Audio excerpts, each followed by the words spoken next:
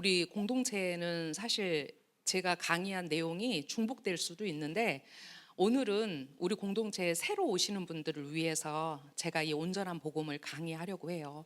정말 복음이 뭘까? 우리가 이 시대 가운데 어떤 복음을 전해야 할까? 그렇죠? 왜냐하면 복음이 우리가 부족한 복음을 가지고도 한국 교회는 여기까지 왔어요. 정말 하나님의 은혜죠. 그런데 그 부족한 복음이 처음부터 부족했던 게 아니라 그것이 신학이라는 이름으로 부족해져 버렸죠. 그리고 이제 그 부족한 복음을 정말 복음인지 알고 가다 보니까 첫 단추가 잘못 맺었기 때문에 시간이 갈수록 이게 오리무중인 거예요. 그리고 분명히 복음은 누구에게나 한 복음이어야 되는데 유대인에게나 이방인에게나 한 복음이어야 되는데 그 복음이 그냥 내가 속한 공동체, 내가 속한 교회에 우리들만의 리그가 돼버렸다라는 거죠. 그래서 어느 교회는 목사님이 복음인 교회도 있어요. 우리 목사님 너무 좋아요. 그게 복음이 됐어요. 물론 복음은 복된 소식이니까 뭐 각자가 나름 생각하는 어떤 복음의 기준이 있겠죠. 하지만 성경은 분명히 우리에게 그 예수화를 통해서 시작된 복음을 말하고 있는데 이제 그 복음을 누가 가장 우리에게 잘 전달했냐면 이방인의 사도로 부름받은 바울을 통해서 우리에게 그 복음이 전달되고 있다라는 거죠. 네, 그래서 오늘 이방인의 충만을 위한 전제 네 번째는 온전한 복음이에요.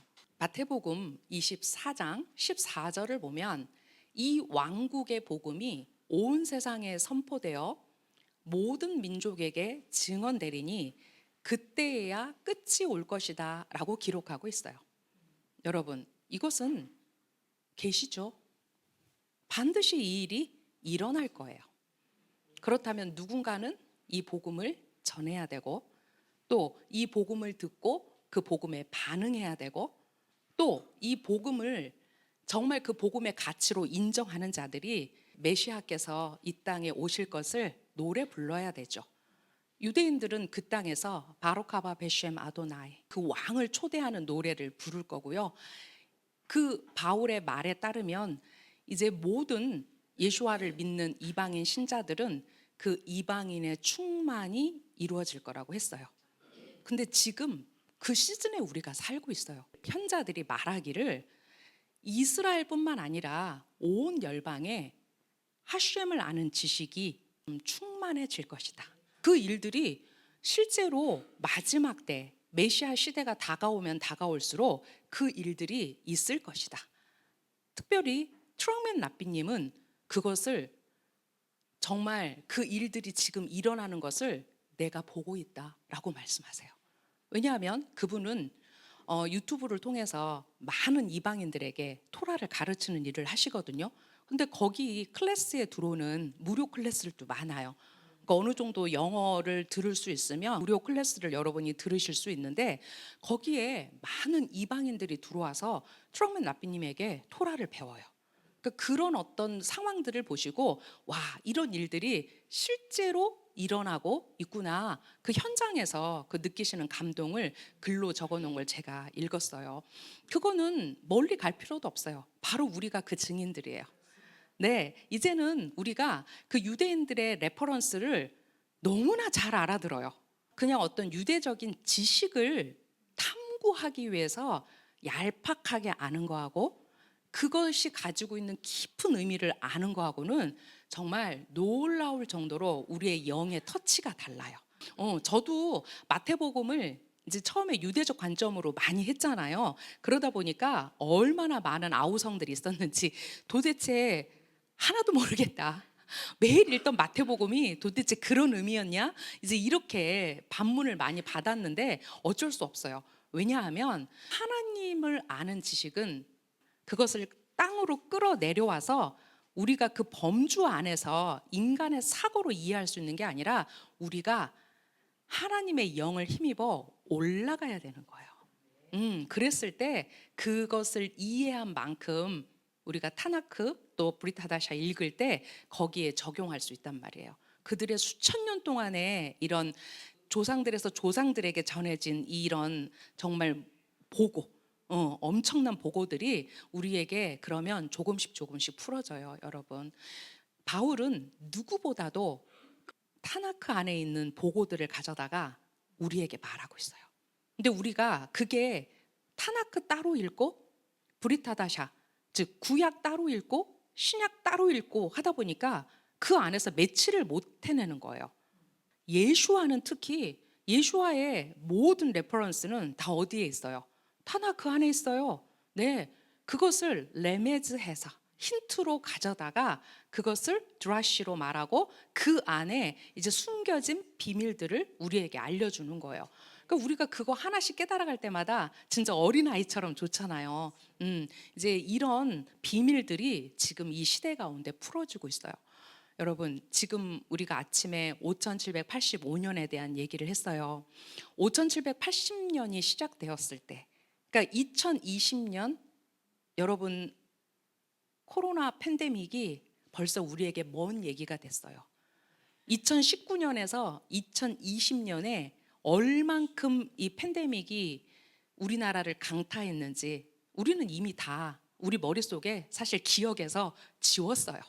근데 그 시간에 하나님께서 5780년을 시작하시면서 하나님의 시간 안에서 어떤 일들을 시작하셨냐면, 이거는 각자에게 주는 감동이 다 달라요. 자, 저에게 줬던 감동은 그거였어요.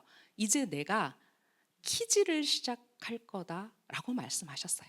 5780년이 시작돼서 그 기도의 자리에 앉았을 때 귀에다가 저는 가끔, 그러니까 목소리가 큰 게 아니라 그 감동이 제가 너무나 클 때가 있어요. 키즈를 시작하실 거라고 했을 때 하나님 무슨 키즈입니까? 라고 제가 말씀드렸어요. 그때 그 키즈리 내 집에서부터 시작될 거다라고 말씀하셨어요. 우리는 그 키즈리 뭔지 알죠. 이제 알곡과 가라지를 그 키로 바람에 날려서 분류 작업을 시작하신다라는 거예요. 너무나 정신없이 5781년, 5782년, 3년, 4년 이렇게 시간이 갔고요.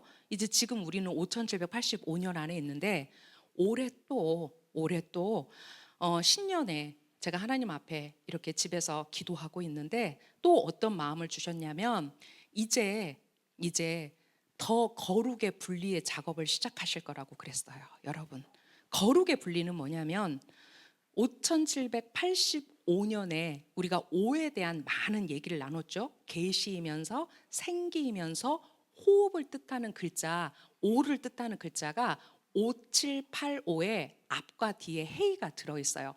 근데 그 80이라는 패 안에 여러분 어떤 글자가 들어있다고 유대인들은 얘기하냐면 패 안에는 베트가 들어있어요. 베트가 들어있어요. 자, 베트가 무엇을 뜻합니까? 집을 뜻하죠. 그 집을 뜻하는 글자가 폐 안에 들어있는데, 자, 왜 폐 안에 집이 들어있을까요? 바로 그 거룩의 분리의 작업을 통해서 이제 내 집으로 모을 자들을 하나님이 모으시겠다라는 그런 감동이었어요. 자, 우리가 어떻게 해야 될까? 거룩은 여러분 지금 나의 상태가 아니에요. 거룩은 선택이에요. 우리에게는 선택의 기준이 분명합니다. 토라예요. 제가 오늘 에베소서 1장, 2장, 3장까지 하고요. 우리가 다 같이 4장, 5장, 6장을 그냥 읽을 거예요. 바울은 그 거룩의 분리 작업을 그의 모든 서신서에서 하고 있어요. 근데 우리가 어떤 신학적 범주 안에서, 조직 신학적 범주 안에서만 공부하지 실제적으로 종교가 삶과 연결이 안 되니까 이 삶으로 토라를 풀어내지 못했단 말이에요. 근데 바울은 모든 그의 서신서에서 전부 다 삶으로서의 토라를 우리에게 설명해 주고 있어요. 그래서 제가 이제 그렇게 두 번에 걸쳐서 에베소서를 이번에 끝까지 좀 우리가 정리하는 시간을 제가 가질 거예요. 자, 여러분, 우리가 테베트월 제가 여러분께 선포하면서 잠언 4장 말씀을 선포했어요. 이번 테베토월에 우리 공동체가 함께 가야 될 말씀이에요. 네, 우리가 이 말씀을 우리의 토라의 거울로 삼아 이제 이 말씀이 우리의 삶에 그대로 실천되고 행해지고 믿음으로 선포돼야 돼요. 저는 2025년 이 1월의 시작이 우리에게 하나님이 그것을 말씀하고 계시다고 생각해요. 여러분, 우리가 한옥카를 통해서 하나님이 여러분 각자에게 하신 말씀이 있을 거예요. 저는 이번 한옥카에 저의 가장 큰 주제는 티쿤이었어요. 한옥카 첫 번째 불을 켜면서 대한민국을 위해서, 이스라엘 위해서 기도했지만, 하나님 저를 고치십시오. 저를 고치십시오. 제가 하나님 보시기에 그 집에 들어갈 자격이 있는지 없는지 저를 당신의 저울로 다시고 저를 고쳐달라고 그 첫 번째 촛불을 켜면서 하나님께 기도를 올려드렸어요. 그리고 저는 저의 가장 또 그 연약한 그 부분을 하나님이 드러내셨고, 이제 그것을 제가 다시 발판으로 삼아서 이 시간을 살아가겠다고 제가 그렇게 하나님께 올려드렸어요. 하나님의 집은, 하나님의 가족은 서로 협력해요. 우리가 함께 있을 때 우리의 잘남도 자랑이 되고 우리의 모남도 고쳐지고 우리의 사랑이 교류가 되는 거예요. 2025년 우리 베이트오르, 저희 이스라엘 아카데미 안에 들어있는 공동체 이름이 빛의 집이에요. 베이트오르예요. 네, 우리 이제 베이트오르가 더 단단하게 한 마음으로, 또 우리 한 분 한 분이 우리 이스라엘 아카데미의 어떤 비전을 가지고 한 마음으로 함께 가셨으면 좋겠어요. 그래서 이게 어떤 한 사람의 목, 어떤 한 사람의 부담이 아니라 우리가 함께 할 때 하나님께서 이스라엘 아카데미에게 주신 이 비전이 함께 갈 거다 라고 저는 생각해요. 네, 그래서 우리의 믿음을 하나님께 드리고, 또 우리가 하나님 끝까지 복음 전하겠습니다. 우리의 입술에 당신의 복음을 담으십시오. 그래서 정말 마지막 때 우리의 입술에 복음을 담으셔서 이 복음이 이제 이스라엘 유대 땅까지 가는 그런 복음이 되게 해달라고 그렇게 기도했으면 좋겠어요. 먼저는 유대인에게. 네, 첫 번째 제목이에요. 여러분, 이 말씀이 어디에 있는지 아시죠? 로마서 1장 16절에 있어요. 나는 복음을 부끄러워하지 않습니다. 복음이 믿는 모든 사람에게 구원을 가져다 주는 하나님의 강력한 수단이기 때문입니다. 이것은 특히 유대인에게, 즉 먼저는 유대인에게 대한 것이며 이방인에게도 차별이 없습니다. 저는 유대인 신약 성경, 에베소서는 특별히 제가 번역한 부분이기 때문에 제가 유대인 신약 성경으로 오늘 실었고, 일부 직역 성경 실었습니다. 그래서 개역 개정 버전으로 보면 약간 번역이 다를 수 있어요. 네, 유대인 신약 성경 버전으로 데이비드 에치스턴의 그 해석으로 제가 실었습니다. 특히 유대인에게, 즉 먼저는 유대인에게라고 표현하고 있어요. 여러분, 이 복음이 왜 먼저는 유대인에게일까요? 이것이 단순히 어떤 우선순위일까요? 아니면 뭐 역사적 순위일까요? 아니면 그들이 선민이기 때문일까요? 자, 여러 가지 이유가 있겠죠. 왜 바울이 이 구원의 이 복음이 먼저는 유대인에게라고 얘기를 했을까? 자, 데이비드 에치스턴은 로마서 주석에서 이렇게 말해요. 복음이 먼저 유대인에게인 것은 유대인이 토라를 알고 하나님께서 어떻게 역사하시는지를 알기 때문이다. 복음은 누가 복음이었어요? 예수아가 복음이었어요. 그죠? 예수아는 유대인 랍비였어요. 그분이 복음이었거든요. 그렇다면 그 예수아의 말을 가장 잘 알아듣는 사람들은 유대인이었겠죠. 그리고 그 모든 과정을 제자들이 지켜봤죠. 그리고 그 복음을 누구에게 맡기셨어요? 유대인 제자들에게 맡기셨어요. 그 모든 정황상 먼저는 유대인에게라는 바울의 말을 이해할 수 있다라는 거예요. 자, 그리고 존 머레이라고 이 로마서 주석을 쓴 분이 이렇게 이것을 주석했어요. 믿음을 통한 구원은 유대인과 근본적으로 관련이 있다. 그것은 그들이 복음의 약속을 받은 자로 하나님에 의해 선택되었고 그에게 하나님의 말씀이 위임되었다는 사실에 근거한다. 그렇죠? 말씀을 누구에게 맡겼어요? 유대인에게 맡겼어요. 그 이스라엘을 누가 선택했어요? 하나님께서 선택하셨어요. 이스라엘은 하나님의 현존, 하나님의 살아계심을 전 열방에 나타내도록 지어진 민족이에요. 그렇기 때문에 그 복음은 먼저는 유대인에게 전해졌고 유대인들에 의해서 이방에 다시 전해졌고 이제 사도 바울을 통해서 이제 그 메시아의 복음이 전 열방에 전해지는 일들이 있었던 거죠. 자, 유대인들은 이런 정체성을 가지고 있어요. 우리가 로마서 9장 4절에서 5절 보면 그들은 이스라엘 백성입니다. 그들은 하나님의 자녀가 되었고 쉐키나가 그들과 함께 있고 언약들이 그들의 것이며 토라를 주신 것과 성전 봉사와 약속들도 그들의 것이며 족장들도 그들의 것입니다. 자, 우리가 손을 들고 아닌데요? 그거 유대인 거 아니라 우리 교회 건데요? 라고 말할 수 있는 게 하나도 없다라는 거죠. 하나님은 유대인들에게 그 이스라엘 백성에게 나는 너의 아버지가 되고 너희는 나의 아들이다. 심지어는 장자다. 이렇게 말씀하셨어요. 또 그들에게 하나님의 영광스러운 임재가 떠난 적이 없어요. 우리가 아까 토라 포션에서 어떤 얘기를 들었냐면 그들이 추방당할 때 어떻게 하셨다고요? 임마누엘 함께 가셨다고요. 그 쉐키나가 함께 가셨다고요. 그리고 그들이 그 땅에 돌아왔을 때 하나님께서 함께 돌아오셨다고요. 또 언약을 누구하고 맺었어요? 그들의 아버지들인 아브라함과 이스하악과 야곱과 맺었어요. 자, 거기에 이방인들이 들어갈 자리가 없어요. 자, 토라 누가 받았어요? 시내산 앞에서? 이스라엘 백성이 받았어요. 그리고 이 안에 하나님은 멋진 그림을 넣어 놓으셨어요.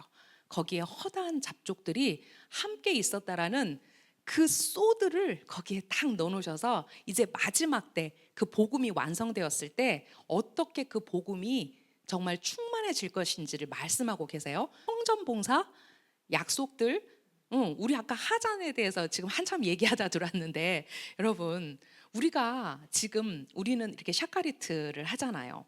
우리에게 처음 그 샤카리트를 가르쳐 주신 분은 유대인이에요. 우리가 그들에게 배웠기 때문에 우리는 가장 기본적인 베이스부터 이것을 할 수 있었어요. 만약에 이것을 누군가 배워서 1차, 2차, 3차를 거친 사람한테 우리가 배웠다면 거기에는 왜곡도 있을 수 있고 약간의 변형도 있을 수 있어요. 그래서 메시아니 회당에 가면 그 변형된 채로 그들이 샤카리트를 해요. 아마도 우리가 저 아까 사실 뒤에서 어떤 상상을 하면서 그 샤카리트 예배했냐면요. 하나님이 어쩌면 야, 이제는 너희가 섬길 차례야. 이제 이스라엘 아카데미가 이번 샤밧에는 너희가 한번 섬기지 않을래? 그것을 이스라엘 땅에서 하는 그런 환상이 저한테 확 이렇게 잠깐 보이면서 너무나 감사한 거예요. 이스라엘은 그들의 역사 안에서 그냥 하나님의 운명이 그들의 운명이에요. 우리가 그들과 함께 어떻게 가야 될 것인가에 대한 질문 앞에 답은 하나예요. 겸손으로. 우리가 가르친다고요? 우리는 절대 그들에게 자, 이리 와보세요. 예수님은 십자가에서 이렇게 돌아가셨고요. 네, 아무도 안 들어요.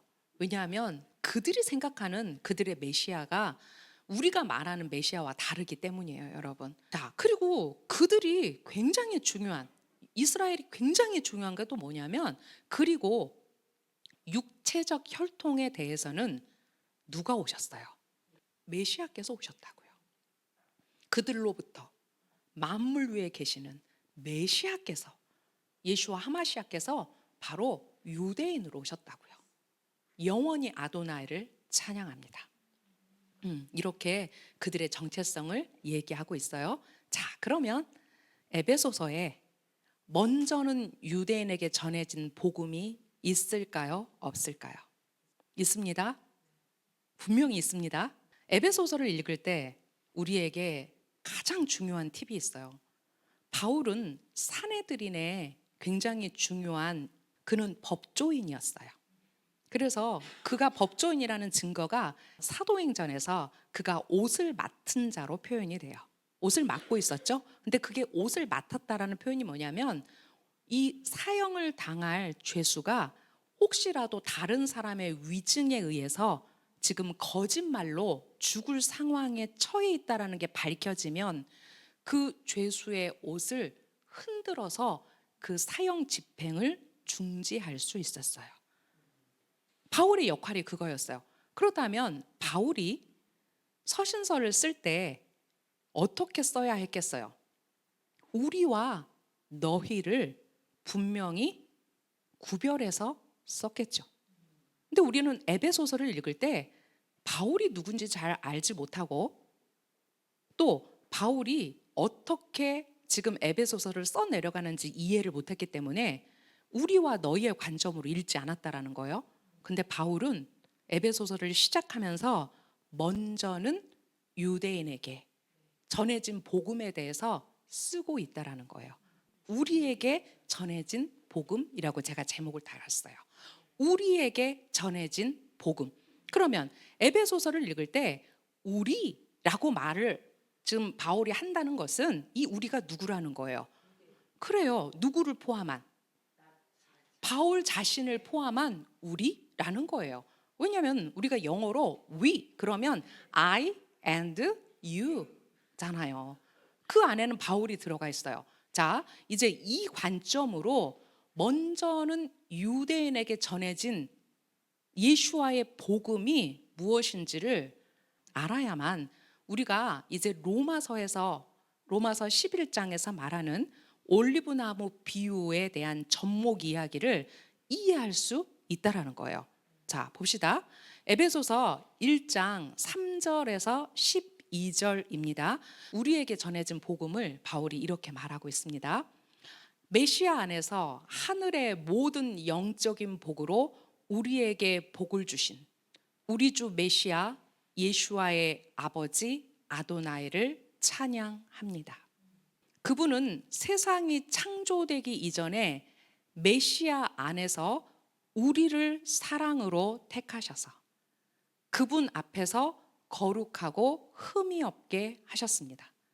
그분은 메시아 예수와를 통해 우리가 그분의 기쁨과 목적에 따라 그분의 아들이 될 것을 예정하셨는데 이는 사랑하시는 아들을 통해 우리에게 주신 은혜의 영광에 마땅한 찬양을 하게 하시려는 것입니다.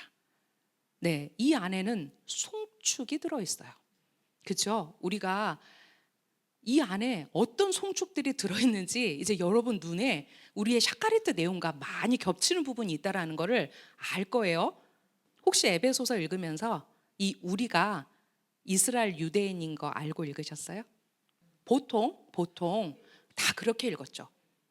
여기서 우리는 예수와를 믿는 모든 사람들을 우리라고 말한다라고 일방적으로 그렇게 우리는 주입식으로 배웠어요.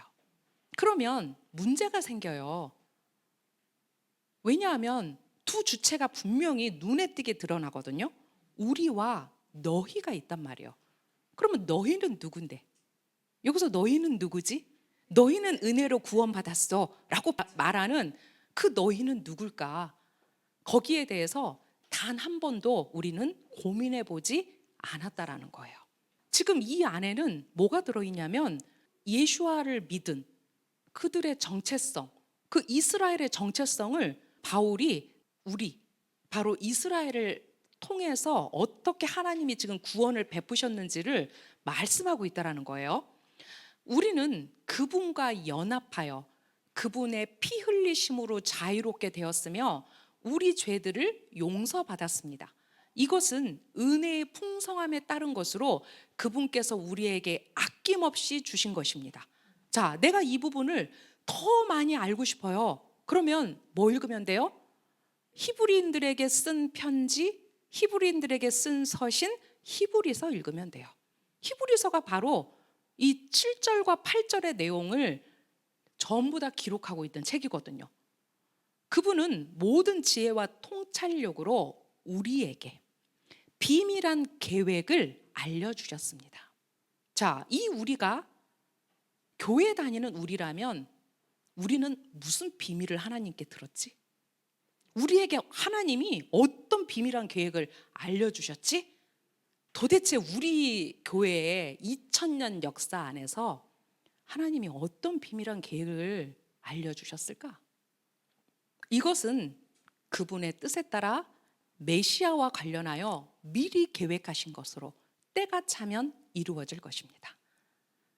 첫 번째는 이 메시아, 즉 마시아라는 단어가 지극히 유대적인 단어라는 거예요. 이방인들에게 메시아는 크리스투스, 겨우 기름을 바르다 정도의 단어예요. 이 메시아가 누군지를 알려면 그 복음이 가지고 있는 유대성 안으로 들어가서 그 마시아의 역할을 알아야 해요. 그는 기름 부음 받은 자예요. 그래서 예수와는 왕으로, 제사장으로, 선지자로 그분은 기름 부음 받으셨어요. 그 메시아를 이해하는 수준의 정도도 이방 교회와 유대인들은 하늘과 땅 차이예요.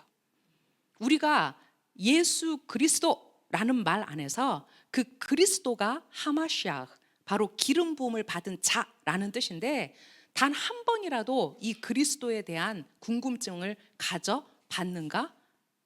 그것은 그분의 정체성이에요.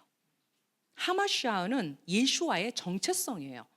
그렇다면 그 시작점이 누구에게서 그 비밀한 계획이 시작되고 있다고요? 메시아, 하마시아께서 하마시아와 관련하여 그 비밀이 시작되고 있다는 거예요. 자, 그분의 계획은 하늘과 땅에 있는 모든 것을 메시아의 주권 아래 두시는 것입니다.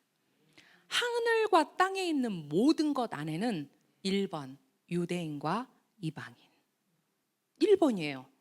그들이 어떻게 메시아 안에서 그 주권 아래 하나가 될 것인가?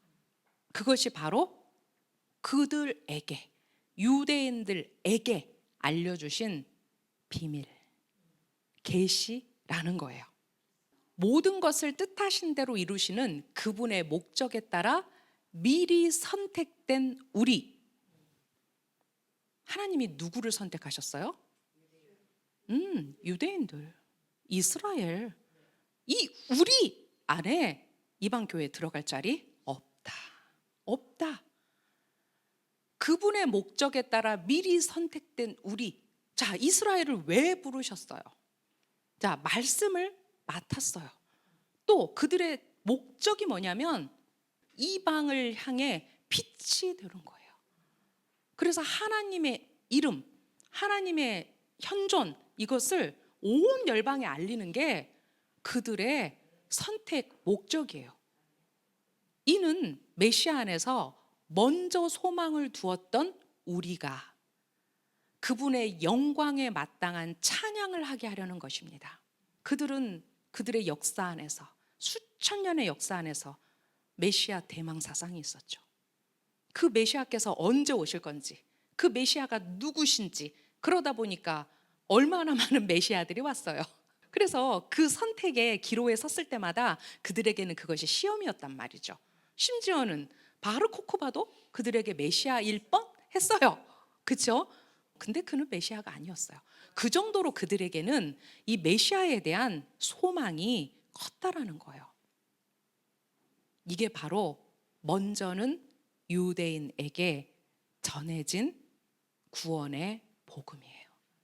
먼저 이것을 이해해야만 그 다음에 나오는 놀라운 하나님의 그 전목의 비밀, 우리가 어떻게 예수와 안에서 한 세 사람으로 빚어져 가는지를 이해할 수 있어요. 자, 이것에 대한 이해가 없고 이것에 대한 부정, 먼저는 유대인에게 하니까 일단은 기분 나빠, 이래버리면 할 수 없어요. 그냥 기분 나쁜 채로 어디 저기 후미진 곳에 가서 있어야 돼요. 그가 하나님의 집에 문을 열고 들어갈 수 없는 건 예수와께서 말씀하시기를 내 양은 내 목소리를 듣는다라고 하셨기 때문에 그래요. 그죠? 마시아의 비밀을 한번 우리가 알아볼까요? 지금 그 비밀의 큰 비밀을 알려주셨다고 했어요. 마시아의 비밀은 에베소서 3장 2절에서 6절에 말씀하고 계세요. 나는 여러분의 유익을 위해 하나님께서 내게 은혜로 주신 직무에 대해 여러분이 이미 들었을 줄로 생각합니다. 그리고 이 비밀한 계획은 계시를 통해 내게 알려졌다고 생각합니다. 이 비밀한 계획이 바울이 그가 다메섹 도상에서 예수와를 만나고 이제 그 3년간의 시간 안에서 그에게 이 비밀한 계획들이 쏟아 부어졌다고 저는 생각해요. 그곳이 바로 어디였어요? 바로 시내산이었죠. 네, 아라비아. 그 시내산에 그가 갔을 때 이제 그는 그 조상들에게 전해진 그 타나크 전체를 아마 샅샅이 훑었을 거예요. 그리고 그때 그 하늘의 소리, 그 성령의 소리가 그에게 이 비밀한 계획의 계시를 알렸을 거예요. 자, 여러분이 내가 쓴 것을 읽으면 메시아에 대한 이 비밀한 계획을 내가 어떻게 깨달았는지 알게 될 것입니다. 과거 세대에는 그것이 사람들에게 알려지지 않았지만 지금은 성령이 그분의 사도와 예언자들에게 계시하고 계십니다. 이방인들은 메시아와 연합하고 복음을 통해 유대인들과 함께 공동의 상속자가 되고 공동의 몸이 되고 하나님께서 약속하신 것에 대한 공동의 소유자가 되었습니다.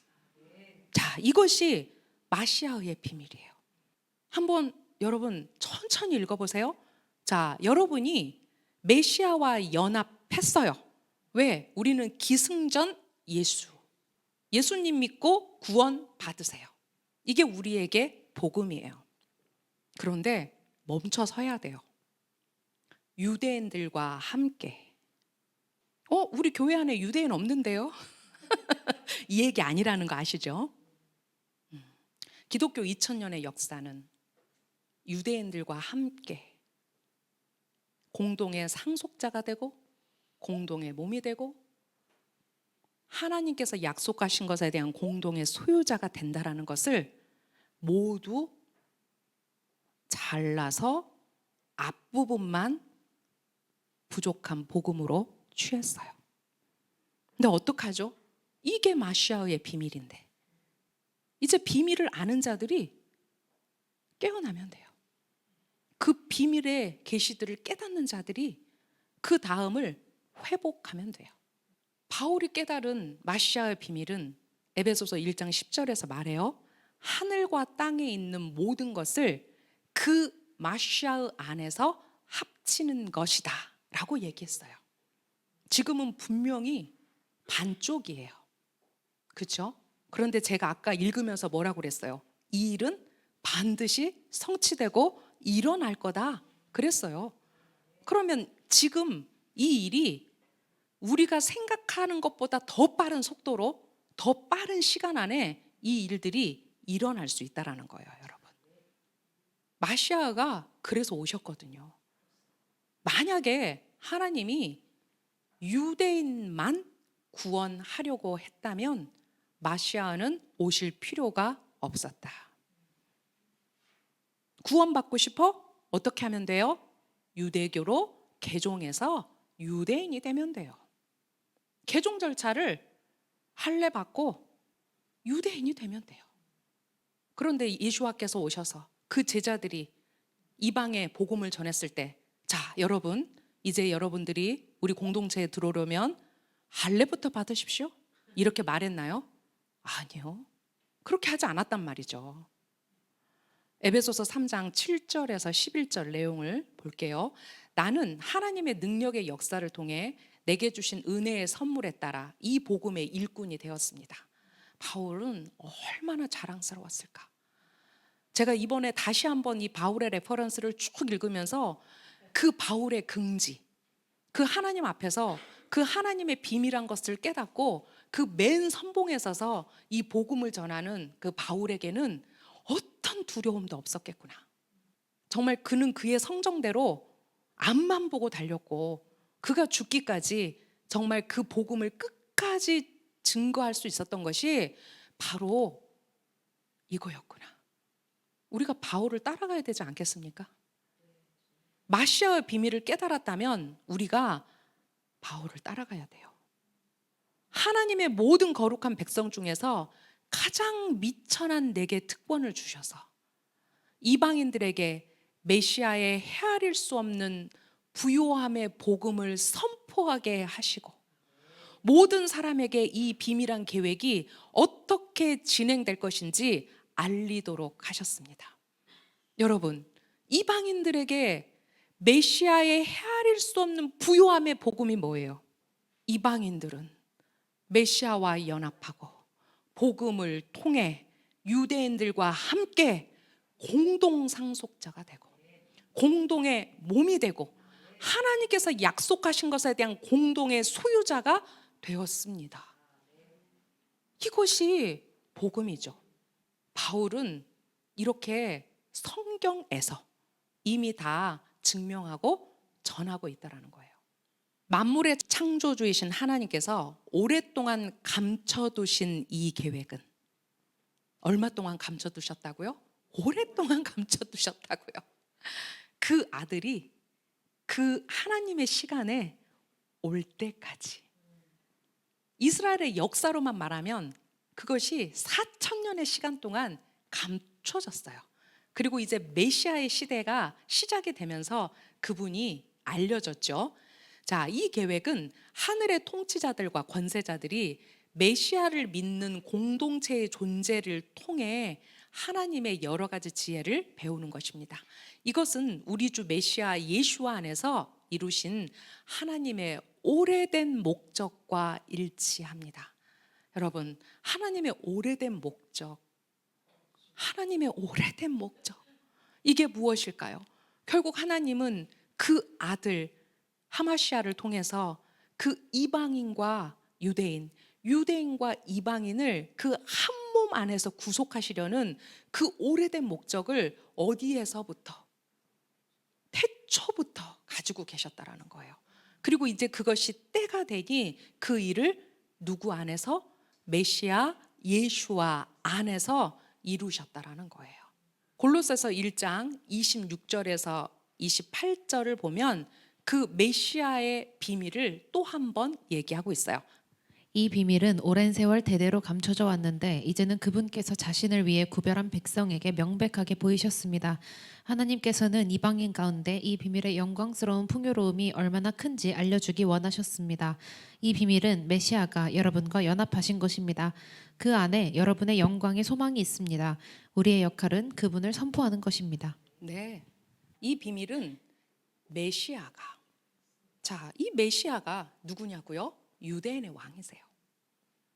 예수와 이퀄 이스라엘이에요. 메시아가 여러분과 연합하는 것이 바로 그 비밀인데, 그 연합 안에 그것이 오랜 세월 대대로 감춰져 왔다라는 거예요. 그것이 먼저 그분의 구별된 백성에게 보여졌고, 이제 그것이 하나님께서 그 때가 되자 이 비밀의 영광스러운 풍요로움을 누구에게? 이방인들에게 알려줄 바로 그 시기가 이제 도래했다라는 거죠. 이제 바울은 정말 그의 서신서를 통해서 정말 이 많은 이야기들을 모든 서신서에 하고 있어요. 물론 그 서신서마다 약간의 어떤 특징들, 주제들은 있지만 정말 곳곳에 이 메시아의 비밀을 말하고 있다라는 거죠. 네, 이방인 신자들을 위한 바울의 기도. 저는 특별히 이 에베소서에서 이 바울의 기도를 읽으면 진짜 제 가슴 깊은 곳에서 그 하나님의 영에 제가 스스로 반응해요, 여러분. 이제 보십시오. 이제 우리가 유대인이고 너희가 이방이라는 관점에서 한번 너희를 향한, 이방인을 향한 바울의 기도를 정말 바울의 입장에서 어떻게 그가 이방인 신자들을 위해서 기도했을지. 그런데 그 기도는 하나님께 상달되었고 그 기도는 수천 년의 역사에서 이루어져 가고 있고, 이제 그것은 증폭적으로 이루어질 것이고, 이제 메시아의 때에 이 바울의 기도가 완성될 거라고 저는 믿어요, 여러분. 자, 그 마음을 가지고 한번 바울의 기도를 우리가 읽어볼까요? 먼저 두 개의 바울의 기도가 있는데, 에베소서 1장 16절에서 23절은 먼저는 유대인에게 어떻게 마시아의 복음이 전해졌는지를 얘기하면서 이제 우리 이방인들이 너희가 루아하 커데시 그 성령에 의해서 믿음으로 메시아를 믿게 된 그 얘기를 짧게 2절을 해요. 자, 그리고 이제 이방인들을 향한 기도를 이렇게 말합니다.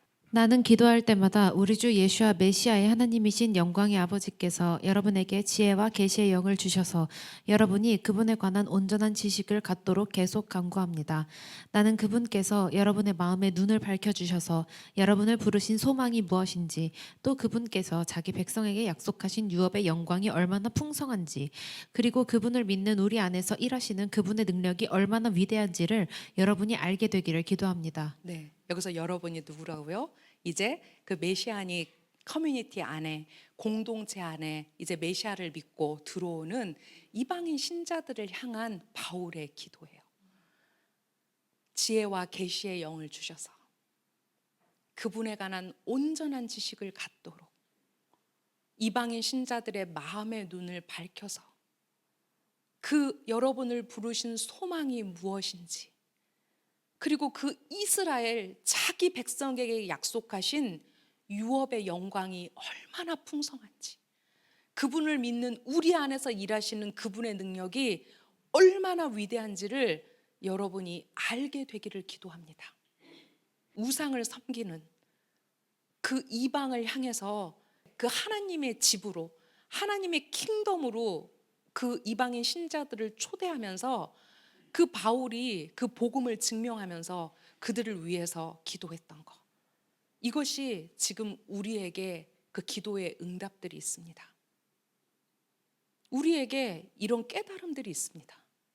그래서 이제는 우리가 마지막 때 이제 하셴이 누구인지 우리가 배우지 않아도 우리의 영으로 그분을 깨닫듯이 이제 이 바울의 기도가 어떤 기도인지를 우리가 깨달을 수 있죠. 그것은 그분께서 메시아 안에서 행하셨던 강력한 능력으로 그분을 죽은 자 가운데서 일으키시고 하늘에서 자신의 오른편에 앉히셔서 모든 통치자와 권세와 권능과 주권 위에, 그리고 올람하제뿐만 아니라 올람하바에서 불릴 모든 이름 위에 뛰어나게 하셨습니다.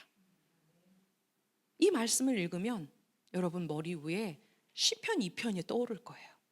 시편 110편이 떠오를 거예요. 그리고 다니엘서, 이제 그 마지막 그 메시아가 왔을 때 그분의 어깨 위에 뭐라고 하셨어요? 모든 통치와 권세와 권능과 주권이 있다라고 말씀하셨어요.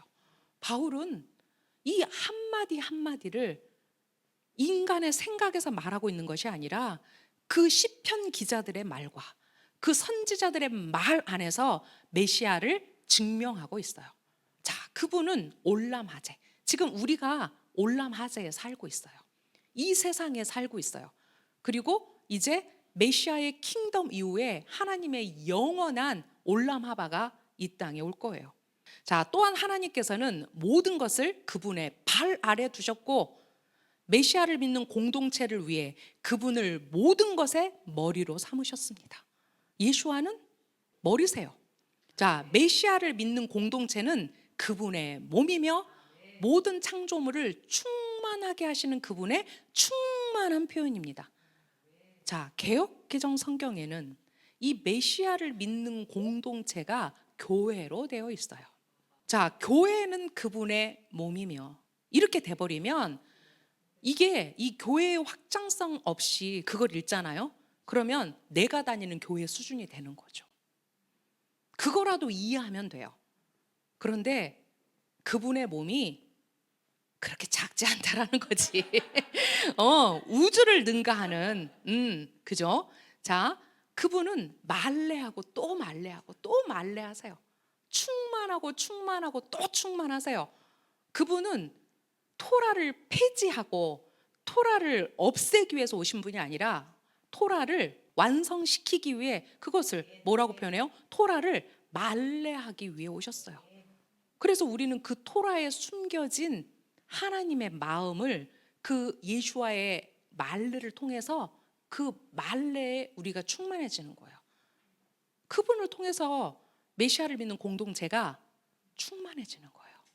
고린도전서 12장 25절 27절은 이렇게 말해요. 참으로 몸은 하나이나 많은 지체가 있고 몸의 지체는 많으나 모두 한 몸인 것 같이 그 마시아오도 그렇습니다.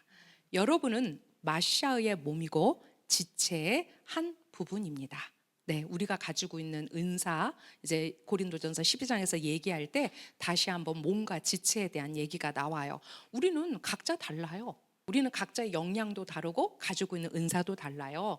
그렇죠? 그런데 우리가 이렇게 예수와의 몸 안에서 하나님의 집의 가족들로 우리가 연합해서 이 아름다움을 완성해 가는 거란 말이죠. 그런데 이 개념 자체가 이제 서구 사회에서 너무나 개인주의가 팽배해지면서 이런 것들이 그냥 단순히 커뮤니티? 그냥 내가 나의 유익을 위해서 오는 단체 정도? 또 우리나라에서는 교회 하면 뭐예요? 빌딩이죠. 일단 건물이죠. 그죠? 그 안에 들어있는 어떤 커뮤니티, 어셈블리 이런 개념보다 그냥 교회는 빌딩이 돼버렸어요. 어느 순간에. 그렇다면 그 안에서 우리가 부족한 이해를 할 수밖에 없다는 거예요. 에베소서 3장 14절에서 이제 20절에서 바울이 또 한 번 이방인 신자들을 위해서 기도합니다. 나는 아버지 앞에 무릎을 꿇습니다. 그분으로부터 하늘과 땅에 있는 온 가족이 이름을 얻었습니다. 나는 여러분을 위해 기도합니다. 그분의 영광의 보아들로부터 하나님께서 그분의 영으로 여러분에게 내적 강인함을 주셔서 여러분의 믿음을 통해 메시아께서 여러분의 마음에 사실 수 있기를 기도합니다. 또한 여러분이 사랑 안에 뿌리를 내리고 세워져서 모든 하나님의 백성과 함께 메시아의 사랑의 너비와 길이와 높이와 깊이를 완전히 이해할 힘을 얻기를 기도합니다. 그렇습니다. 비록 그것이 모든 지식을 초월할지라도 여러분이 그 사랑을 알아서 하나님의 충만하심으로 충만하게 되기를 기도합니다. 우리 안에서 일하시는 그분의 능력으로 우리가 구하거나 상상하는 그 모든 것 이상으로 행하실 수 있는 그분께 영광이 메시아를 믿는 공동체와 메시아 예수와 안에서 대대로 영원히 있기를 바랍니다. 아멘. 네, 여러분, 바울이 이방인 신자들을 위해서 기도한대요. 바울의 마음이 느껴지지 않으세요? 그 사랑하는 그 이방인 신자들을 위해서 왜 그가 그 이방인들을 사랑할 수밖에 없었을까? 그 아버지의 마음, 그 아버지의 마음을 알았기 때문에, 그리고 그 메시아가 왜 이 땅에 오셨는지, 그 아들을 통해서 하나님께서 무엇을 하시려고 했는지를 바울은 너무나 잘 알았기 때문에 그의 그 사도로서의, 그의 복음 전도자로서의 그 자기 역할에 대해서 얼마나 자랑스러워했는지, 이것이 바로 벤야민 지파인 이제 마지막 때, 오늘 우리가 이 벤야민의 역할을 또 한 번 토라 포션을 통해서 봤지만, 이제 그 벤야민의 역할이 결국은 어떤 역할을 합니까? 요셉과 유다를 화해하게 하는 그 역할을 하죠. 그리고 이제 이 역할을 할 자들이 많아질 거예요. 바울이 그가 벤야민 지파로서 그 역할을 충성되게 했어요. 그리고 그렇게 충성된 자의 기도예요. 여러분이 사랑 안에 뿌리를 내리고 세워져서 모든 하나님의 백성과 함께, 누굴까? 이 하나님의 백성은 누굴까?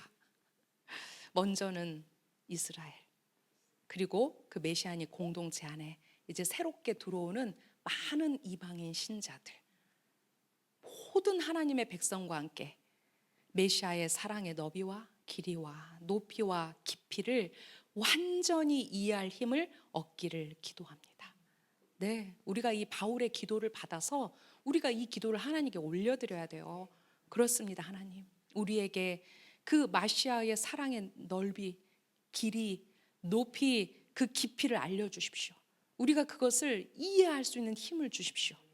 그래서 그것이 우리에게 메시아의 향기가 되게 해주십시오 라고 기도해야 되겠죠. 그들의 넘어짐으로 구원이 이방인들에게 이르러. 참 하나님은 너무나 역설적인 방법으로 일하셨어요. 분명히 그 하마시아를 통해서 그 한 몸이 될, 이제 하늘과 땅이 하나로 될 그 이방인들을 초청하시는 그 이야기를 앞에서 하셨는데, 자, 그 방법이 뭐냐면 그들의 넘어짐으로, 바로 이스라엘의 넘어짐으로 그 구원이 이방인들에게 이르게 하셨다라는 거예요. 이게 바로 어디에서 나오는 레퍼런스예요? 로마서 11장에서 나오는 얘기죠. 자, 로마서 11장 25절에 또 하나의 신비가 있죠. 형제들아, 너희가 스스로 지혜 있는 것으로 여기지 않게 하기 위하여 이 신비에 대해 너희가 모르기를 내가 원치 아니하노니, 이 신비는 곧 이방인들의 충만함이 이르기까지 이스라엘이 부분적으로 눈멀게 된다는 것이라. 그런데 여러분, 누가 눈을 멀게 했어요?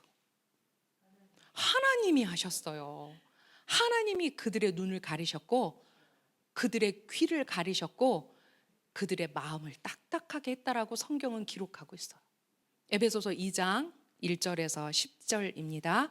자, 우리가 앞에서 먼저는 유대인에게 전해진 복음을 들었어요. 여기서부터는 이제 이스라엘이 넘어짐으로 이방인에게 전해진 복음은 무엇일까? 우리에게 어떤 복음이 전해졌을까? 이제 앞으로 우리는 어떤 복음을 전해야 할까에 대한 이야기를 할 거예요. 여러분은 죄들과 불순종의 행위로 죽었던 사람들입니다. 여기서 여러분이 누구라고요? 이방인들을 향해서 얘기하는 거예요. 여러분은 올람하제, 이 세상의 길을 걸었고 여전히 공중 권세를 잡고 있는 통치자, 대적자 사탄에게 순종했습니다. 그는 지금도 불순종하는 자들 사이에서 일하고 있습니다. 사실 우리도 모두 한때 옛 본성의 정욕을 따라 살았고 옛 본성이 원하는 것과 자기 생각에 순종했습니다. 우리는 본질상 다른 사람들과 마찬가지로 하나님의 진노의 대상이었습니다. 여러분 누구라고요? 이방인이라고요? 우리 누구라고요? 유대인, 이스라엘이라고요. 우리도 예수와 메시아 안으로 들어오지 않았다면, 우리가 메시아 예수와를 우리가 받아들이지 않았다면 그들의 상태가 어땠다고요? 옛 본성의 정욕에 따라 살았다고요. 그들은 선민 사상에 쩔었죠. 그들은 옛 본성이 원하는 것에 충실해서 살았죠. 그래서 당신들처럼 우리도 본질상 진노의 자녀였다라는 거예요. 만약에 우리가 지금 교회에 몸담고 있는 우리를 말한다면 여기서 여러분은 누구예요? 이제 에베소서를 이렇게 우리와 너희의 관점으로, 우리와 여러분의 관점으로 읽지 않으면 에베소서는 뒤죽박죽이 되는 거예요.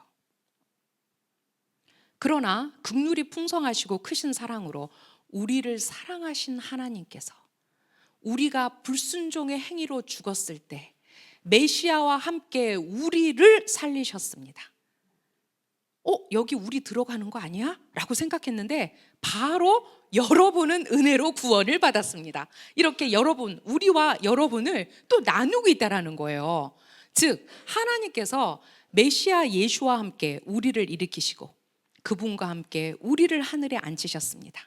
이것은 그분의 은혜가 얼마나 풍성한지, 메시아 예수와 연합된 우리를 향한 그분의 친절이 얼마나 큰지 장차 올 시대에 보여주기 위함입니다. 여러분은 믿음을 통해 은혜로 구원을 받았습니다. 유대인의 구원이 없다면 이방인의 구원은 없다.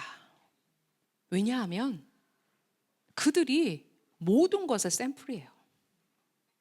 그들과 맺은 언약, 그들과 맺은 사랑, 그 조상들의 그 모든 영원한 언약이 누구를 통해서, 예수와 메시아를 통해서 우리가 이스라엘의 집으로 들어가면 그 모든 것이 누구 거다? 우리의 것이다. 자, 들어갔냐고요 지금. 그게 문제지. 다 주셨어요. 지금 바울의 얘기를 들어보니 이방인들에게 안 준 게 없어요. 이 우리 안에 예수와 하마시아를 통해서 우리가 우리 안으로 풍덩 뛰어 들어가면 돼요. 그리고 이제 이 우리를 우리 걸로 읽으면 돼요. 그렇죠? 그런데 분명히 우리와 너희를 지금 바울이 왜 이렇게 나눠서 쓰고 있는지에 대한 그 이해가 필요해요. 이것은 여러분의 힘으로 된 것이 아니라 하나님의 선물입니다.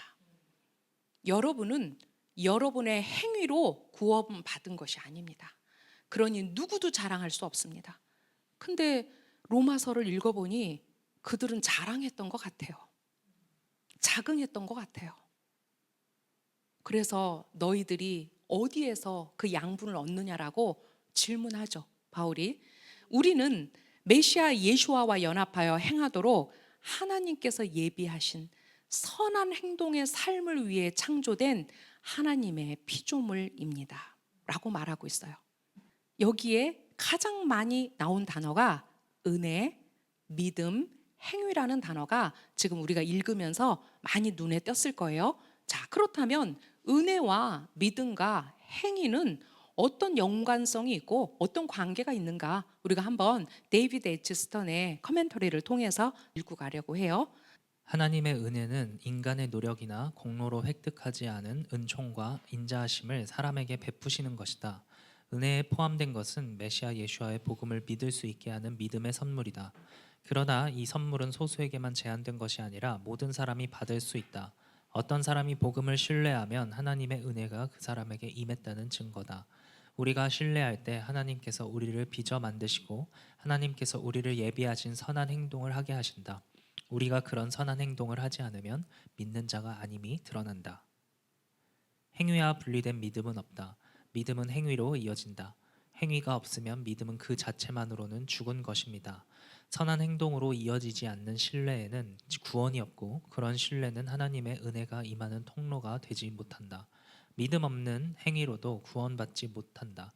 그 믿음은 하나님의 아들 메시아 예수와를 신뢰하는 것이다. 하나님의 일을 하려면 우리가 무엇을 행해야 합니까? 예수와께서 그들에게 대답하여 말씀하셨다. 하나님의 일은 그분이 보내신 자를 믿는 것이다. 네, 여러분, 이 레퍼런스는 유대인과 이방인 모두에게 지금 저는 데이비드 H. 스턴이 이야기하고 있다고 생각합니다. 자, 이중 언약이라는 게 있습니다. 이중 언약은 유대인과 이방인의 구원의 프로세스가 다르다라고 말하는 것입니다. 아니요, 우리는 분명히 아니라고 대답하죠. 맞아요, 아니에요. 근데 왜 이중 언약을 말하냐면 그 이중 언약을 말하는 주체가 사실은 유대인에게서 시작이 됐어요. 그러니까 유대인들은 그래, 우리의 구원의 방법과 너희의 구원의 방법이 달라. 자, 그 안에 어떤 악한 의도가 들어있냐면 그래서 우리는 예수와를 안 믿어도 돼. 그죠? 우리 굳이 왜 우리는 창세 때부터 택함 받았고 혈통적으로 유대인이고 우리는 토라를 완벽하게 지켜. 뭐 사실 유대인 중에 그렇게 말할 수 있는 사람들이 몇 퍼센트나 될까? 아까 80%가 세큘라라고 했잖아요. 그 20% 중에서도 누가 그렇게 당당하게 말할 수 있을까? 인간의 의는 더러운 걸레와 같다 하셨어요. 인간의 의로 차지할 수 없어요. 자, 그렇다면 그 이중 언약은 또 이방인들이 특히 교황청에서 그런 발표를 했죠. 타협하는 거죠. 당신들은 그 혈통적 유대인인 것만으로도 하나님께서 당신들을 구원하십니다.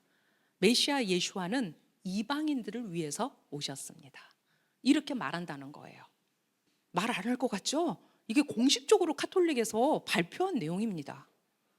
예수와 하마시아는 유대인의 왕이면서 이방인의 왕이고 그분은 온 우주의 왕이시고 하나님의 킹덤의 왕이세요. 그래서 유대인이나 이방인이나 그 양의 문이 되신 그 예수와 하마시아를 통해서만 그 문 안으로 들어갈 수 있다는 거예요. 그런데 누가 더 쉬울까요? 그 문으로 들어가는 것이. 자유의지를 드린 선택에 따라 달라요. 맞아요. 그런데 모든 프로세스를 알고 그들의 메시아가 누군지를 아는 유대인들에게 훨씬 더 저는 유리하다고 생각해요. 그래서 이제 마지막 그 스가랴서에 오늘 우리 읽었잖아요. 이제 그 마지막 때에 그분이 올리브산에 서셔서 당신이 바로 그 하마시아이심을 그들에게 드러낼 때 그들이 어떻게 한다고 그랬어요? 깨달아 알고 그들이 그 왕을 죽인 것을 이제 회개하며 운다라고 얘기했어요. 과연 그 문이 우리 이방인들에게 하염없이 열릴까? 역설적이에요. 왜냐하면 그 시간이 지금 2000년의 시간을 흐르고 있어요. 그 문은 닫히지 않았고 여전히 하늘의 소리는 멈추지 않았는데 그것이 사람들에게 반응하지 못한다면 그 문이 닫혔을 때 그것을 누구의 핑계로 우리가 댈 수 있을까? 그런 거죠.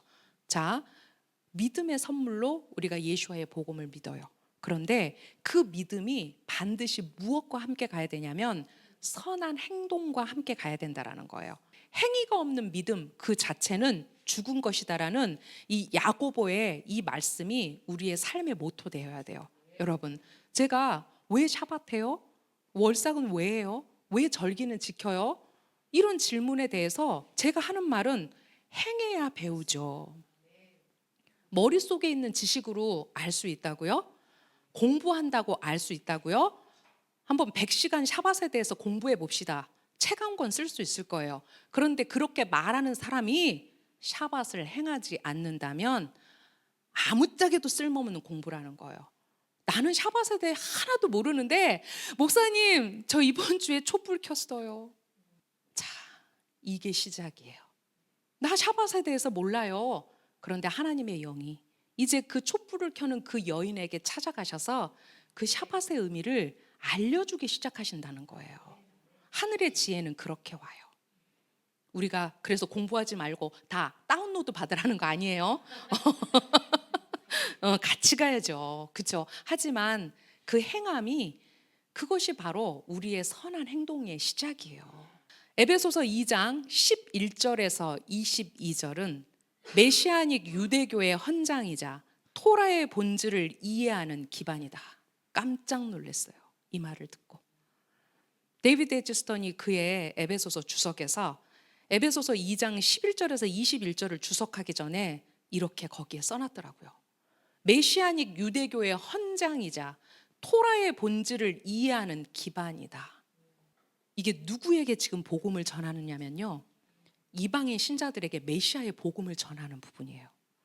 우리가 아니라 여러분, 너희들에게 지금 복음을 전하는 부분이에요. 근데 그거를 이렇게 표현했어요. 자, 어떤 내용일까요? 한번 읽어봅시다. 그러므로 한때 여러분은 손으로 육신의 할례를 행한 소위 할례자들로부터 육신에 있어서 무할례자로 불린 이방인들이었음을 기억하십시오.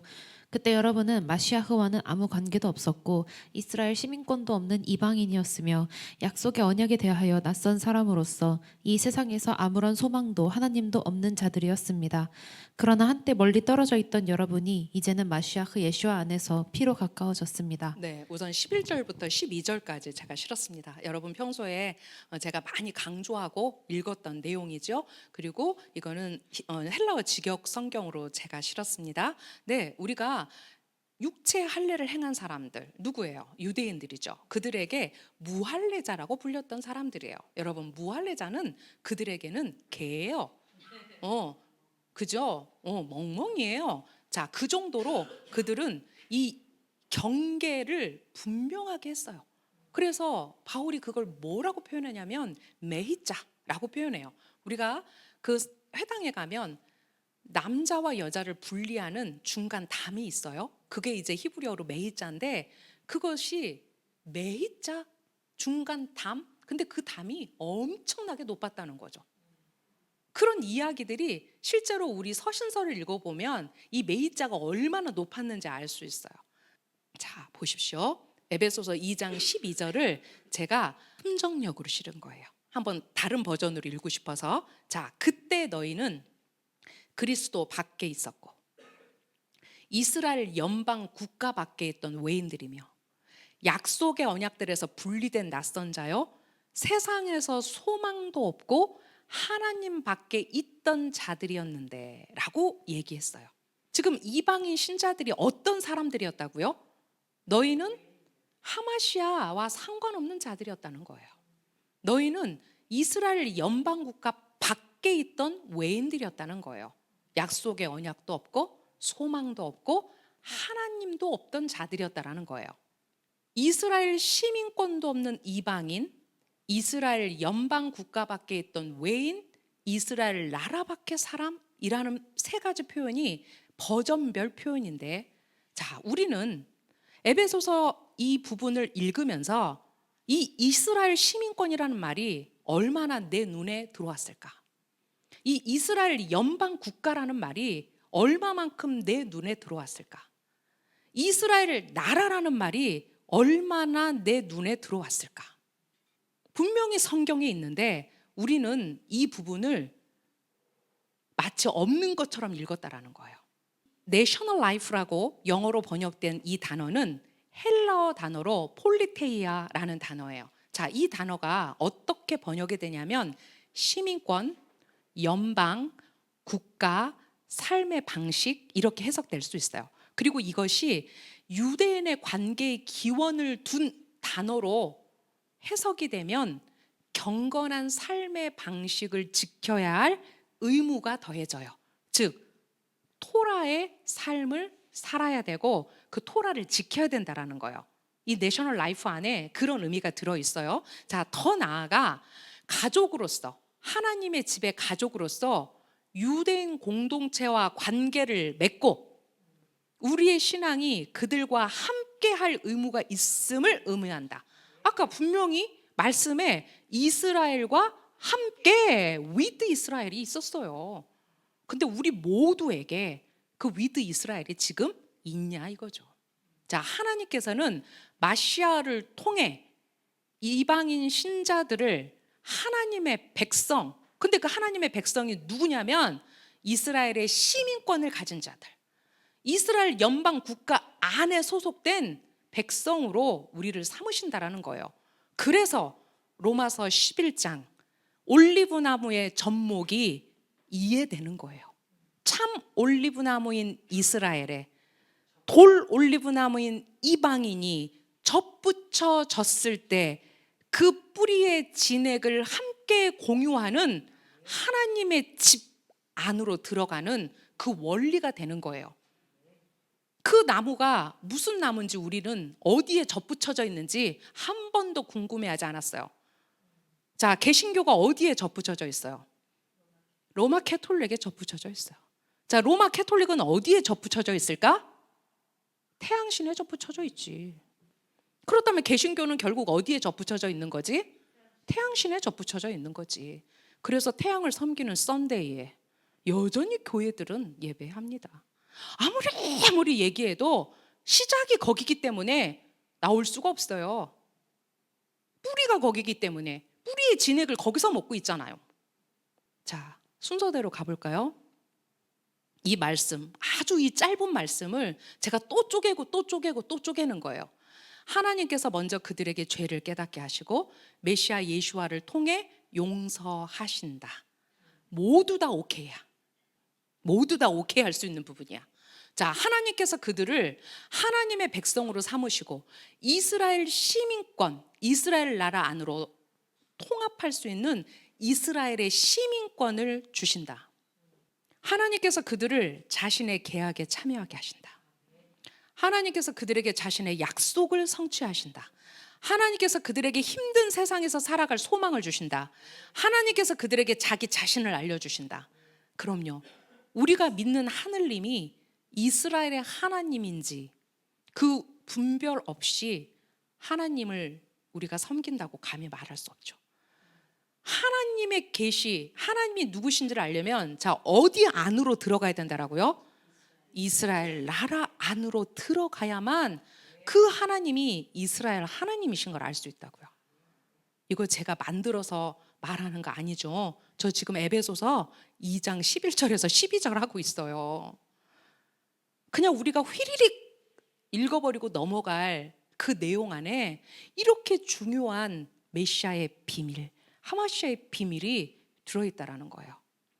이제 이방인 너희들이 예수와 하마시아를 가졌으니 이제 여기서부터 너희들은 이스라엘 나라 안으로, 하나님의 언약 안으로 그들의 약속들로 아름다운 미래에 대한 확실한 소망을 가진 사람들 안으로, 그리고 하나님을 소유한 사람들 안으로 통합될 것이다. 누구의 얘기예요? 바울의 얘기예요. 바울의 얘기예요. 누구를 향한? 여러분, 너희들을 향한 바울의 복음이에요. 우리 어디에 멈춰 있어요? 이제 이방인인 너희들이 예수와 하마시아를 가졌으니 부족해요. 이제 성큼성큼 걸어서 우리가 이스라엘 나라 안으로 들어갈 때 이 나머지 것들을, 그 풍요함, 바울이 이방인들을 위해서 기도했던 그 풍요함 안으로 우리가 들어갈 수 있다는 거예요. 그러나 얼마나 많은 교회들이 예수와를 믿는 이방인 신자들에게 주신 메시아의 첫 번째 선물이 유대 민족의 국가적 삶 안으로 들어오는 이스라엘 나라 안으로의 통합이라는 사실을 가르치고 있는가? 한국 교회 몇 퍼센트나 이렇게 하고 있을까? 하나님은 당신을 경외하고 사랑하는 자들을 그 이스라엘의 깃발 아래 모으십니다. 우리가 지금은 이렇게 역설적인 질문 앞에 어안이 벙벙하나, 저는 한국 교회는 반드시 이스라엘과 대한민국이 하나이기 때문에 그 나라 안으로의 통합 안으로 저는 들어올 거라고 생각합니다. 우리가 증인이잖아요. 바울이 그랬어요. 내가 증인입니다. 이스라엘 버리셨다고요? 아니요. 나 이스라엘 사람이고요. 아브라함 자손이고요. 나 벤야민 지파거든요. 이렇게 말하고 절대로 그럴 수 없습니다라고 얘기해요. 비록 지금은 적은 수이긴 하나 앞으로 많은 교회들이 이제 이것을 알게 될 거예요. 왜? 제가 전하고 있잖아요. 전해야죠. 누군가는 전해야죠. 누군가는 온전한 복음을 전해야죠. 그러나 교회는 이스라엘 민족을 대체했고 스스로 이스라엘이 되었다. 이와 같이 교회는 메시아가 이방인들에게 주신 5가지 선물 중에 첫 번째 것을 건너뛰려고 한다. 네, 이것은 데이비드 에치 스턴의 안타까운 목소리입니다. 교회는 이스라엘 나라와 동떨어진 상태에서 하나님과 그분의 소망과 그분의 약속들과 그분의 언약들을 가지고 있다고 주장한다. 이스라엘 나라와 동떨어진 상태에서 우리가 가진 것은 모조다. 미안하지만 모조다. 그러나 그런 식으로는 안 된다라고 얘기하고 있어요. 네. 자, 에베소서 2장 13절에서 15절. 아까 이제 2장 10절, 11절, 22절까지가 바로 그 메시아닉의 본질이다. 토라의 본질이다라고 얘기했어요. 자, 우리가 좀 이어서 읽어보겠습니다. 그러나 한때 멀리 떨어져 있던 여러분이 이제는 마시아흐 예수 안에서 피로 가까워졌습니다. 참으로 그는 우리의 평화이십니다. 그는 두 편을 가르는 담 곧 적대심을 자신의 육신 안에서 허시고 둘을 하나로 만드셨습니다. 토라의 계명들과 규례들을 폐지하셨으니 이는 그 둘을 자기 안에서 새 사람을 창조하여 평화를 이루시고 십자가로 자신 안에서 둘의 적대심을 죽이고 둘을 한 몸으로 만드셔서 하나님과 화해시키기 위함이었습니다. 네. 질문할 수 있죠. 우리 대한민국에는요, 유대인이 없어요. 어디 가면 우리가 유대인을 만날 수 있나요? 우리가 이스라엘 나라 연합한다는 것이 무엇인가요? 라고 질문할 수 있어요. 왜냐하면 이건 굉장히 물리적인 질문이에요. 그런데 우리가 그 예를 성경은 기록했어요. 바로 룻의 예예요. 자, 룻은 물론 그가 붙쫓을 그의 시어미가 있었어요. 그런데 그녀의 고백에 어떤 고백이 있냐면, 어머니의 백성이 나의 백성이고 어머니의 하나님이 나의 하나님이다라고 얘기해요. 왜? 그 순서가 굉장히 중요하다라는 거예요. 우리가 인정하는 것에서부터 시작해요. 크고 기이한 일을 우리가 할 수 있다고요? 아니요. 우리 마음 안에 있는 반유대주의, 뿌리 깊은 역사의 실타래 안에서 우리는 유대인을 미워해. 이런 뿌리 깊은 이런 반유대주의, 사단의 가라지들, 이 뿌려놓은 이런 것들이 우리 안에서 어떻게 돼야 돼요? 제거돼야 돼요. 거기에서부터 어머니의 백성이 나의 백성이 되는 거죠. 아니, 어떻게 유대인들 미워 그러면서 어머니 하나님이 나의 하나님이 되겠어요, 여러분. 그지 않아요? 제가 그랬잖아요. 유대인은 외줄타기다. 이스라엘은 외줄타기다. 우리가 조금만 발을 헛디디면 우리는 낭떠러지로 떨어져요. 그 정도로 이스라엘은 우리에게 거룩과 분리의 기준이 돼요. 이스라엘을 알면 알수록 우리는 더 겸손해질 수밖에 없어요. 낙제될까 봐. 왜? 그 말 한마디가 조금만 실수하면 반유대주의가 돼버려요. 그냥 아는 체 안 하고 모릅니다 하고 입 다무는 게 더 나아요. 저는 시사 프로그램 같은 데서 특히 이스라엘 다루면서 썸네일 만들 때 폭탄들을 너무 많이 봐요. 그래서 이렇게 썸네일 만들면 안 돼. 왜냐하면 어그로를 끌 수는 있으나 하나님 보시기에 악하다. 썸네일 너무 많아요. 자, 여러분, 우리가 이 예수와 하마시아 안에서 유대인과 이방인이 그의 피로 가까워진 형제예요. 그분이 우리의 평화세요. 예수와 하마시아가 진정 우리의 복음이고 예수와 하마시아가 진정 우리의 구원자라면 그분의 영이, 메시아의 영이 우리 안에서 이 일을 행하세요. 두 편을 가르는 담, 적대심을 자신의 육신 안에서 허시고 둘을 하나로 만드셔서 토라의 계명들과 규례들을 폐지하셨으니 자, 그 둘을 자기 안에서 새 사람을 창조하여 평화를 이루시고 그 적대심을 어디에서? 그 십자가 안에서 하셨다고요. 여러분, 깊이 생각하십시오. 깊이 생각하십시오. 왜 우리가 이스라엘과 유대인들과 하나 돼야 되는지 깊이 생각하십시오. 내 양은 내 목소리를 듣는다라고 말씀하셨어요. 이게 우리 한옥하에 우리에게 주신 큰 교훈인 거 여러분 아시죠? 우리가 요한복음 10장을 통해서 그 예수와의 예수와 되심에서 이번에 메시아의 빛을 우리가 배웠잖아요. 샤울의 말의 요지는 이방인이 더는 분리되지 않고 이제 유대 민족에 합류하고 유대인의 메시아 예수와를 믿어 하나님의 백성으로 하나가 된다는 것이다. 자, 중간벽, 우리를 갈라놓은 매자. 자, 이 중간벽이 무너지고 이방인이 우리 유대인과 함께 할 수 있다. 데이비드 에즈스턴이 이렇게 말하고 있어요. 우리 유대인과 함께 할 수 있다.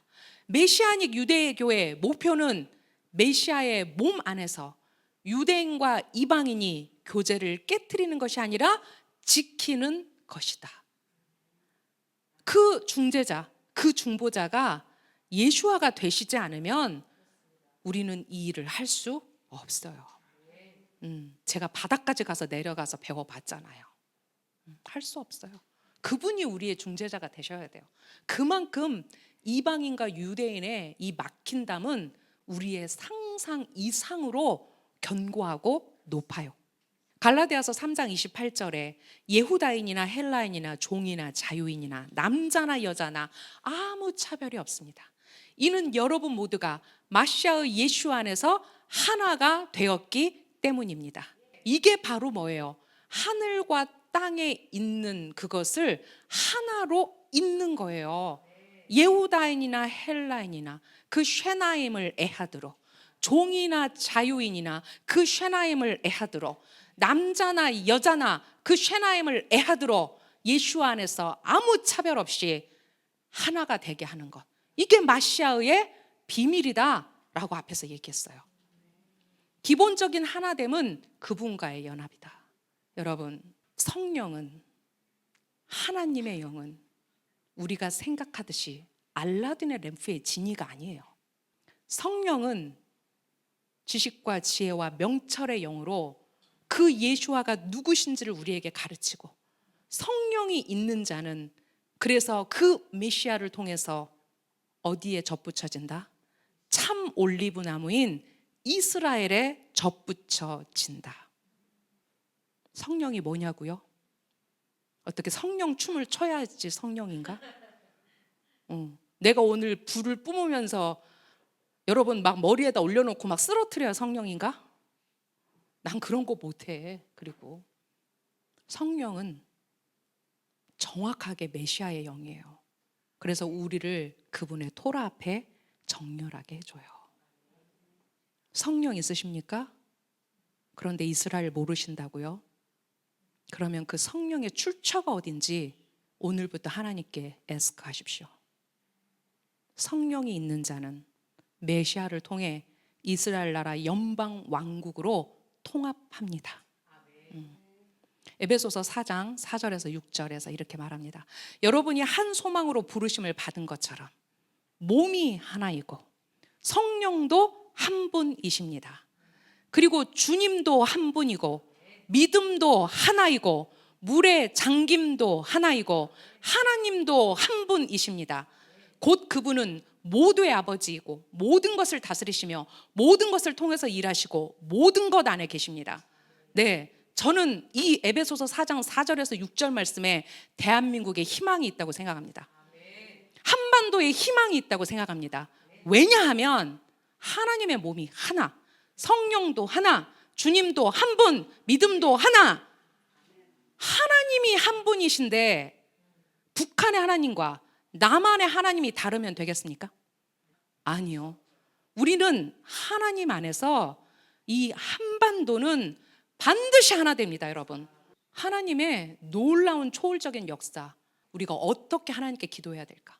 그래서 하나님, 저는 매일 이 말씀으로 기도해요. 하나님 한 분이시잖아요. 예수와 한 분이시잖아요. 그러면 마지막까지 이 분단된 한반도가 말이 됩니까? 제가 하나님께 이 한반도의 하나됨을 위해서 이 말씀으로 선포하면서 저는 기도합니다. 그래서 우리 하나 되게 해주세요. 이제 메시아의 왕국은 원 네이션이에요. 원 킹덤이에요. 지금 그 진통이에요. 지금 대한민국은 통일의 진통이에요. 아파 죽을 것 같아요. 가슴이 미어져요. 그런데 진통입니다, 여러분. 통일을 향한 진통입니다. 우리는 아직 이 어마어마한 대한민국의 현실 앞에 어떤 말도 할 수 없지만 우리 이 말씀으로 기도해요. 한 몸이신, 한 주이신, 한 하나님이신 하나님, 대한민국 당신의 방법으로 통일되게 해주십시오. 자, 에베소서 2장 17절에서 20절. 그리고 그는 오셔서 멀리 떨어져 있던 여러분에게나 가까이 있던 자들에게 평화를 전하셨습니다. 즉 이방인에게나 유대인에게나 모두 샬롬을 전하셨다는 얘기예요. 참으로 그를 통하여 우리 둘이 한 영으로 아버지께 나아갑니다. 그러므로 이제 여러분은 더 이상 나그네나 거류민이 아니고 거룩한 시민이며 하나님의 가족입니다. 남편이 좋아서 시집을 갔는데 시월드는 너무 싫은 거야. 시월드가 뭔지 알죠? 지금 한국 기독교의 모습이에요. 예수와는 너무 좋아. 그런데 시월드는 싫어. 웃기죠? 이렇게 내가 예를 들으니까 되게 웃기죠? 근데 지금 그래요. 이게 현실이에요. 근데 바울이 우리에게 뭐라고 했어요? 더 이상 당신들 나그네 아니고요. 당신들 더 이상 거류민 아니고요. 그 예수와 안에서 하나님 나라 백성의 거룩한 시민이고요. 하나님의 가족이라고요. 하나님의 가족이라고요. 여러분은 사도들과 예언자들의 기초 위에 지어졌으며 그 모퉁이 돌은 마시아의 예수와이십니다. 그 모퉁이들은 견고한 돌이세요. 움직이지 않는 돌이세요. 그분이 생명을 바쳐 샀기 때문에 그 누구도 그 돌을 옮길 수 없어요. 마지막 22절까지 읽겠습니다. 모든 건물이 그 안에서 서로 연결되어 있으며 아도나이 안에서 성전으로 자라게 됩니다. 그 안에서 여러분은 하나님의 거처가 되려고 영에 의하여 함께 지어져 갑니다. 이게 토라의 본질이다. 이게 메시아닉 공동체의 강령이다 라고 얘기하고 있어요. 여러분, 우리가 한 세 사람이라는 말을 많이 합니다. 많이 듣습니다. 진정한 한 세 사람이 무엇일까? 우리가 다시 한번 조명해야 합니다. 그 한 세 사람은 온전한 복음입니다. 그 유대인과 이방인이 하나 되는 그래서 예수와 안에서 새 사람이 되는 하나님의 가족. 이것이 온전한 복음입니다. 우리가 언제까지 반쪽짜리 복음에 만족하고 있을까요? 우리가 언제까지 불완전한 복음에 나는 여기까지만 알면 돼 라고 만족하고 있을까요? 참 대략 난감이에요. 어떻게 전해야 될지. 이제 목사님한테 열심히 온전한 복음에 대해서 들었는데, 자, 여러분, 성경으로 전하시면 돼요. 내가 말로 안 되면 조용히 그 사람에게 그 에베소서 말씀을 카톡으로 보내주세요. 그리고 질문하세요. 이거는 무슨 말 같아? 그가 하나님의 영이 있다면, 그에게 성령의 조명이 있다면, 그가 하나님의 사랑 안에 정렬된 자라면 말씀이 그를 깨우는 시대가 될 것입니다. 우리는 하나님의 집에 함께 거하기 위해 합당한 자격을 갖춘 이웃이 되어야 한다. 이게 뭘까요? 이게 바로 이방인의 충만입니다. 그 비밀이 뭐였어요? 이방인이 충만해지기까지 더러는 그들의 눈을 가렸습니다. 이제 우리가 이 복음의 진리 안으로, 이 온전한 복음 안으로, 이 한사 사람의 복음 안으로 들어가 토라 안에 그들과 함께 정렬되는 것, 우리의 삶에서 그 토라를 살아내는 것. 제가 서두에 80폐 안에 베트, 집이 들었다라고 얘기했어요. 여러분, 거룩은 분리라고 했어요. 2025년입니다. 여러분, 시간 얼마나 빨리 가는지 우리는 경험하죠. 자, 2026년, 2027년, 8년, 9년, 5785, 5786, 5787, 5788, 5789. 몇 년 남았어요? 5년도 안 남았어요. 여러분이 그 집안에 서 계시려면 여러분의 자유의지를 들여서 여러분 안에 있는 우상들을 멸하십시오. 날마다 분리하십시오. 여러분의 자유의지를 들여서 분리하십시오. 그래서 우리 정말 마지막 때 하나님의 집에서 서로 마주보며 너 살아남았구나, 그렇게 되는 자들이 되었으면 좋겠습니다. 네, 기도하고 마치겠습니다. 이스라엘 하나님, 감사합니다. 하나님, 당신께서 우리에게 이렇게 온전하고 충만한 복음을 주셨는데, 하나님, 사단이, 대적자가 너무나 오랫동안 우리의 눈을 가렸습니다. 그 이스라엘의 눈을 가리시고 귀를 가리시고 그들을 넘어뜨려서 그 복음을 이방인들에게 전했는데, 하나님, 이방인들은 자만하고 자긍하고 그 이스라엘을 대체해서 스스로를 영적 이스라엘이라고 속이면서 하나님, 스스로 그들의 눈을 가리고 귀를 가렸습니다. 하지만 주님, 당신께 요청합니다. 이제 당신을 사랑하는 자들에게 당신의 휘파람을 불어서 당신의 그 사랑의 깃발 아래 반응하는 자들을 모이게 하십시오. 우리가 온전히 당신의 집이라고 말할 수 있는 것은 유대인과 이방인이 연합한 집입니다. 우리가 접붙여야 될 나무는 참 올리브 나무인 이스라엘입니다. 우리가 접붙여진 곳이 어디인지 우리가 다시 분별하게 해주십시오. 확인하게 해주십시오. 주님, 한국교회 당신께서 흔드셔서 이제 원래의 복음으로 회복되어지는 그런 축복 누리게 해주시옵소서. 그렇게 하실 이스라엘 하나님을 찬양합니다. 베셴 예슈아 하마시아. 아멘.